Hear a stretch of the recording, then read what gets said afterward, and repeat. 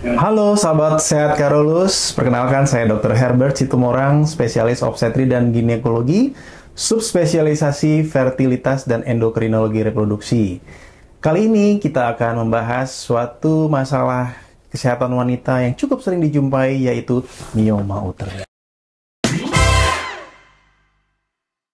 Mioma uteri adalah kelainan di rahim, yaitu otot rahimnya. Kita tahu rahim itu ada banyak bagiannya, ada dindingnya atau ototnya, ada juga lapisan paling dalamnya di dalam rongga rahim, itu disebut endometrium, atau ada bagian mulut rahim, disebut cervix. Nah, yang disebut dengan mioma uteri adalah kelainan dari otot rahim atau myometrium, yang dia terjadi pembesaran.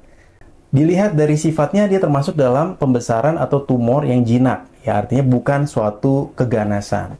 Tapi mioma uteri ini bisa juga menyebabkan masalah pada wanita akibat adanya benjolan ini.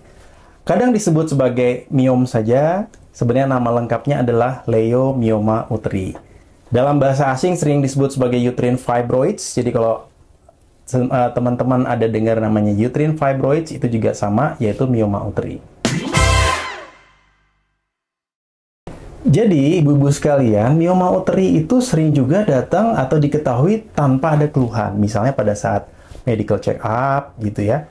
Kenapa bisa begitu? Karena memang mioma uteri ini tidak selalu menimbulkan keluhan. Tergantung seberapa besar mioma uterinya dan di mana lokasinya. Karena mioma uteri itu bisa banyak. Rahim itu ada di bagian dinding luarnya, ada bagian dinding dalamnya, ada yang lokasinya di dinding depan, ada di dinding belakang. Sangat bergantung di mana tumbuhnya si mioma ini. Kalau dia mendesak ke rongga rahim, jadi tumbuhnya adalah ke dalam dari rongga rahim, ini yang akan sering menyebabkan keluhan perdarahan haid yang lebih banyak.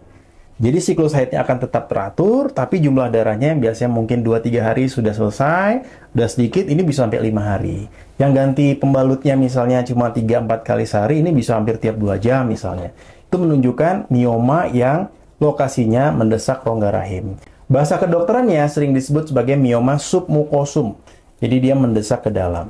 Sedangkan mioma yang tumbuhnya ada di luar, mendesak ke dinding luar, itu umumnya menimbulkan gejala apabila dia menekan ke organ-organ sekitarnya yang penting ya. Misalnya di bagian depan rahim itu ada kandung kencing yang kalau tertekan oleh miom akan menyebabkan wanita tersebut akan lebih sering ingin buang air kecil.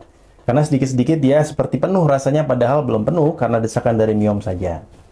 Sebaliknya kalau dia posisinya ada di belakang itu adalah tempatnya banyak saraf-saraf panggul, ya, nerves, di mana kalau dia besar sekali dan menekan si saraf tersebut sering menimbulkan rasa nyeri, terutama pada posisi-posisi tertentu. Sedangkan kalau yang di tengah, di otot rahim yang tengah-tengah, itu sering tidak menimbulkan gejala, kecuali udah besar sekali, dia bisa menekan ke dalam rongga rahim, juga menekan keluar rahim. Nah, khusus untuk yang menekan rongga rahim, miom ini juga bisa menimbulkan masalah sulit untuk hamil. Kenapa? Karena si embrio yang mau nempel di dinding rahim itu akan menjadi terhalangi oleh adanya si miom tersebut.